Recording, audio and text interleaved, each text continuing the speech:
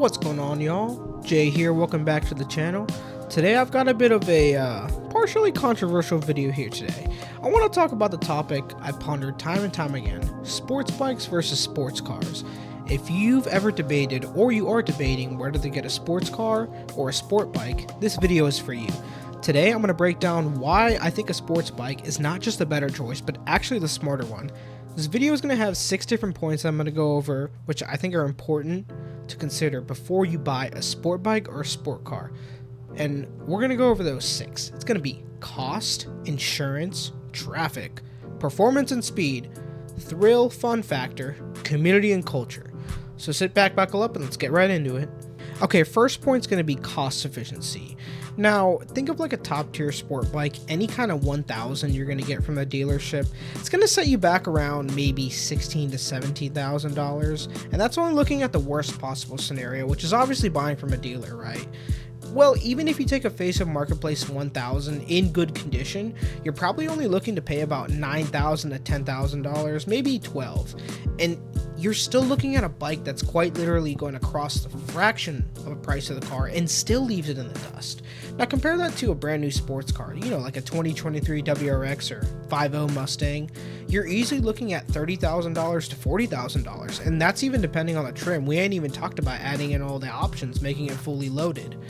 So with that, that's not the only thing that is going to set you back on cost. The fuel economy on a sport bike is going to be significantly better. I mean, even if you're not riding it hard, you can still get around 40 to 50 miles to a gallon, right? With your WRX, let's say, you're going to get maybe 25 miles per gallon on a good day. And like I said, a sport bike is going to hit, if you were to drive conservatively, which you probably aren't, it could hit around the 60 to 70 miles per gallon mark. Over time, that's a lot of savings at the pump, man. And even with maintenance, car versus bike, the oil changes, the tires, the repairs, the chains, it's generally going to be cheaper than cars. I mean, so if you're looking for more bang than your bike, the bike is going to win, man, hands down. Okay, so point number 2 is going to be insurance, right? That's one of the major costs when owning a sport car and a sport bike, either one, right? This one's kind of going to vary depending on where you live, your age, your driving record, but generally speaking, sport bikes are actually going to have a lower insurance premium than compared to sports cars. And you might ask why. Well, insuring a Porsche or a Hellcat is actually going to be more expensive because these cars are often associated with higher speed driving and accidents. Yes, I get it. Sport bikes also have that fast reputation, but they're generally cheaper to replace and repair, which keeps insurance costs lower. Also, not everyone's going to buy a 1000cc. We're going to have 600 riders out there, I've known riders that are actually paying half of what their car driving friends pay for insurance. That's money you can save and spend on upgrades for your bike, a new slip-on exhausts. Okay, so point 3 is going to be traffic navigation. So if you live in a city or an area that's with heavy traffic, which most of you probably do experience that, even if you live in those flyover states like Oklahoma and that whole area, you can still end up with traffic at 5 o'clock when you're trying to go home. Man, let me tell you, a sport bike is going to be your secret weapon. Allegedly, hypothetically, you can lane split and weave through cars to get to where you're going faster. I'm just saying, allegedly, you can do that. Not saying it's obviously legal, because it's probably illegal where you're at, unless you live in California, of course, but the amount of time you can spend just filtering through the cars to the green light, you're probably saving upwards around, depending on how long the line is, you could save anywhere from 5 minutes to 20 minutes, maybe even an hour. You guys saw the video where I allegedly used AI generation to split through cars to get all the way to the front of the line. That was a lot of fun making that in AI, you know what I mean? But yeah, sport bikes are built for agility, so you can shave minutes or even hours off of your commute. And parking it is such a breeze, man. All you gotta do is pull in, just real easy, right? With a car, dude, with those 2 parallel parking spots are close together, when there's a car in the front and the back, and you can squeeze your car in, but you're like, I don't know if I should do it. You gotta lock in, man. You gotta go full surgeon mode and make sure you don't ding the car, because pretty much anyone who's a young guy who has a new sports car, it is their baby. They do not want to scratch the paint. I can only imagine the level of stress trying to parallel park, make sure you don't scratch it. With a bike, it's very easy. All you gotta know is how to handle the weight, how to use the brakes properly, and you're probably not gonna scratch it. All you gotta do is pull in and call it a day. Okay, Ready for the meat and potatoes? Point number 4, performance. Now, hands down, unless you pay a lot of money, which 95% of the people around you probably don't, actually more like 99% of the people around you don't have enough money to buy a car that will outrun a 1000. Sport bikes are performance monsters. Everyone knows that. I mean, even a mid-range 600 could out-accelerate, a Mustang or a Porsche off the line. Sport bikes like the Suzuki GSX-R 1000 can hit 0 to 60 in literally under 3 seconds. I mean, mostly all of the 1000s can do that. That's literally supercar territory. I mean, we're talking about a $7,000 to $9,000 bike that can literally destroy or keep up with $300,000, $400,000, $500,000 cars. Isn't that insane? No sports car can replicate that sensation of freedom and adrenaline, man. The windshield, man, it'd be blocking everything. Okay, so point number 5, thrill and fun factor. I'm going to explain why a motorcycle is way more thrilling and fun than a sport bike. So you have the raw sensation of speed. On a motorcycle, speed feels intense because you're just directly exposed to the elements. When you twist the throttle, there's no insulated cabin, there's no windshield to dull the sensation. You feel every bit of that acceleration. I mean, hell, even when I'm on my Ninja 400 and I'm going 0 to 70, it feels so amazing, something my car could never replicate. I mean, we've talked about it. One of the most exhilarating aspects of riding is cornering. On a bike, you don't just steer. You lean into the turn. You lean over the bike, becoming one with the machine. The physical engagement is just unlike anything you'll experience in a car. The feeling of leaning low and hugging a curve is literally, it's going to sound corny, but it's pure magic, and it's something a car cannot replicate.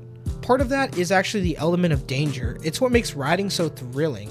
You're exposed to the world around you. No seatbelts, no airbags, no steel cage to protect you. When your face is inches away from the pavement, granted, you have to be dragging knee to do this, you know that one small mistake and you're going to be eating the pavement. And that just gives you adrenaline to go even faster. I mean, hell, even when I'm on my 400 leaning on I-83 going 90 miles an hour around a curve, allegedly, it feels so amazing. I just can't get that sense of adrenaline from a cager, The thrill and fun factor you're going to get a bike is just such a visceral experience. No power steering, no automatic transmission, just you and the mechanic. The tactile feedback you're going to get from the handlebars, the vibration of the engine, the scream of the exhaust, you just feel so connected with the road. Cars, even sports cars, are often disconnected by the comparison. With quieter cabins being more introduced, quieter tires, the advanced tech and comfort features just can insulate you from the actual experience. Okay, so last point's going to be the community and the culture. Now, while I don't hate the car community, there's one thing I want to point out on Instagram, and this isn't every car influencer or just fanboy in the community, I get it. But here's the thing. Especially on Instagram comment threads when you post a V6 or anything that's, mid 200s to about 300 horsepower, you just get made fun of and they just say, oh, it's a V6, oh, it's a V6. And the car community is just, I'm not saying it's everyone, I get it, but a lot of them on Instagram are just toxic because they're like, oh, you need a V8, you need a V8 to be a real sports car. Oh, it's not, it's an automatic, not a manual. And they're just going to bully you. And if you guys have ever scrolled on these Instagram reels and just looked at the comments, you know how much these automatics or these V6 just get bullied, right? Now, here's the thing. In the motorcycle community, while it's pretty rare to get made fun of for having a tiny engine, it's actually never happened to me, and I've met a lot of riders. I have a 400cc, which is really, it's a very basic starter bike. Hell, this guy named Whitey even called my bike cute, and, I didn't take that offensively. He was just, telling the truth. But if you did get made fun of for having a smaller bike, literally all you could do is just spend $3,000 extra and get an inline 4 screaming 600cc engine.